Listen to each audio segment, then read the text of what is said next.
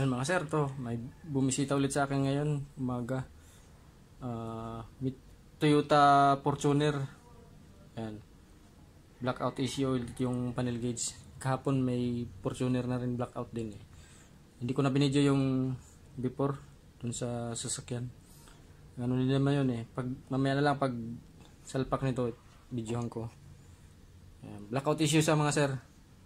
Toyota Fortuner. Galing pa silang Indang Cavite. Buksan natin ito mga sir, i-repair natin to.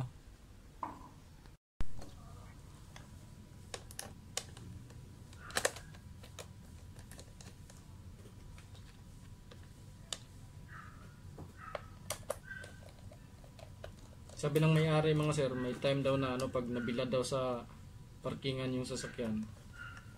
Pag nabilad daw sa araw, gumagana, pero after mga ilang oras daw blackout na naman.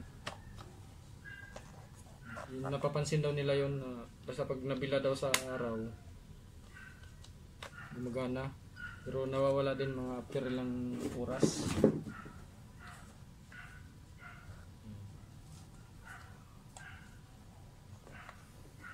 Hindi pa naman siya naparepair sa iba. Puro original pa yung mga hinang niya.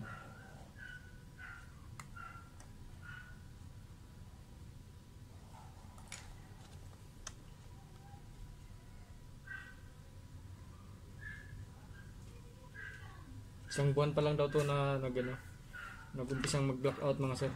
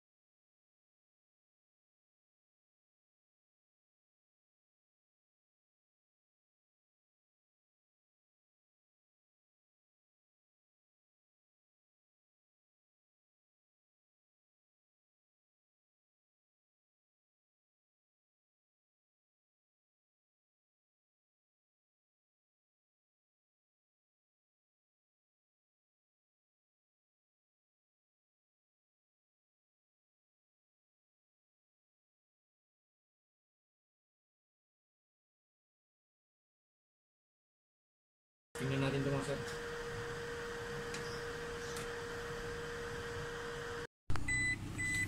Yan mga sir, ito na yung yung panel gauge ng Toyota Fortuner na blackout issue. Ayan, okay na siya. Okay, against the light. Yan, nice na. Yan, hindi ko lang na video yung before, nalimutan ko kanina eh. Pero blackout issue siya. Galing pa sila ni sir ng Indang sir, no? Yan. Isang buwan na raw to na nag-blackout, sabi ni sir. So, ngayon okay na. Start natin sir para matesting yung RPM. Naka-park sir, no? Okay lang yan, naka-park. Yan, nice na sir, yung RPM gumana din.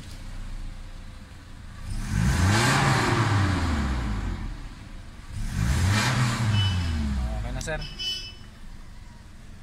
Salamat. Malabo lang against the light eh.